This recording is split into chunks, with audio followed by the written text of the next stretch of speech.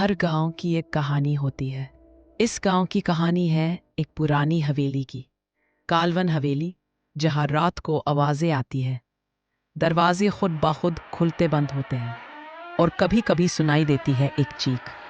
लोग कहते हैं जो भी वहां गया वो वापस आया जरूर, पर वो इंसान कभी पहले जैसा नहीं रहा। एक छोटी सी गांव की गली के कोने पर एक पुरानी कालवन हवेली खड़ी थी। गांव के लोग कहते थे कि वहां किसी की आत्मा बसती है।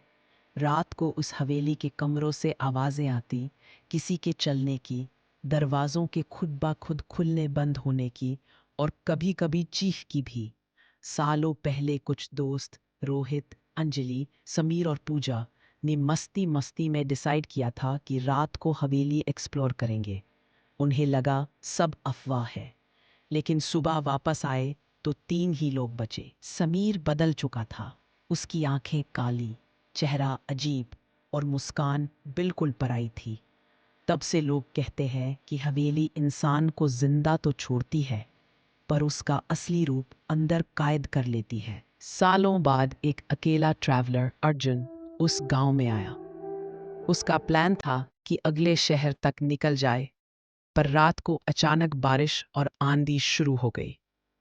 रास्ते बंद हो गए और गांव में ना कोई लॉज था, ना होटल।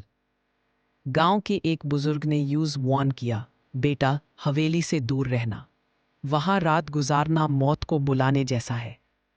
पर सबके घर भरे हुए थे। अर्जुन के पास और कोई चारा नहीं था।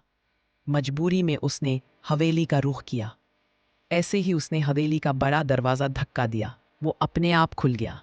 अंदर से आई हवा में सड़ी हुई लाश की बू थी।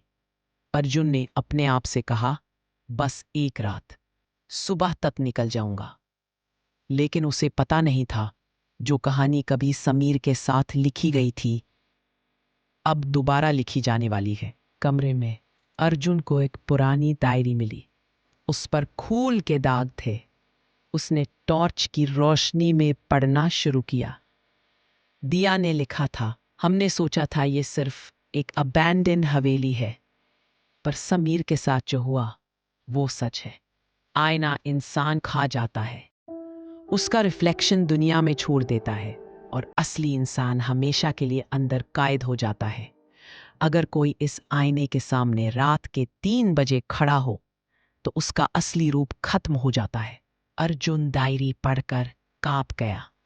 उसने तुरंत फोन निकाला। 2:45 बजे थे। एक बड़े हॉल के अंदर उसे वो आईना दिखा जिसका जिक्र डायरी में था। वो पुराना था, लेकिन उसकी सरफेस अजीब तरह से चमक रही। अर्जुन ने जैसे ही टॉर्च उस पर डाली, उसका रिफ्लेक्शन सामने था। पहले नॉर्मल, पर धीरे धीरे रिफ्लेक्शन ने पाल के झपकाना बंद कर दिया। अर्जुन ने हल्का सा सर घुमाया, पर रिफ्लेक्शन ने जरा भी नहीं हिला। कि और फिर उस रिफ्लेक्शन के चेहरे पर एक डरावनी टेढ़ी हंसी आ गई। अर्जुन पीछे हटा, पर रिफ्लेक्शन ने आईने के अंदर से हाथ उठाकर थक थक किया, जैसे अंदर से बाहर आना चाहता हो। अर्जुन डायरी की वार्निंग याद करके भागने लगा। उसने दरवाजा जोर से खोला और बाहर कदम रखा। दरवाजे के बाहर वो खुद ही खड़ा था, लेकिन आंखें काली, चेहरा टेढ़ा और हंसी ठंडी थी। असली अर्जुन चीखता हुआ हवेली के अंधेरों में खींच लिया गया, और बाहर जो निकला वो उसका रिफ्लेक्शन था। गांव के लोग कहते हैं, उस रात के बाद हवेली से एक आदमी बाहर निकलता हुआ देखा गया। कपड़े वही ट्रैवलर वाले थे जो अर्जुन पहने था, पर वो आदमी किसी को नहीं पहचानता था।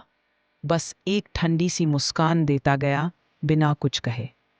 अगली सुबह बच्चे चिल्लाए, उसकी परछाई जमीन पर नहीं थी। तब से कहा जाता है, वो ट्रैवलर हर शहर और रास्ते पर घूमता है। जो भी उसे देखता है, बस उसकी काली खोखली आंखें याद रह जाती हैं। और हवेली से आज भी रात के 3 बजे एक चीख आती है, जैसे असली अर्जुन मदद मांग रहा हो।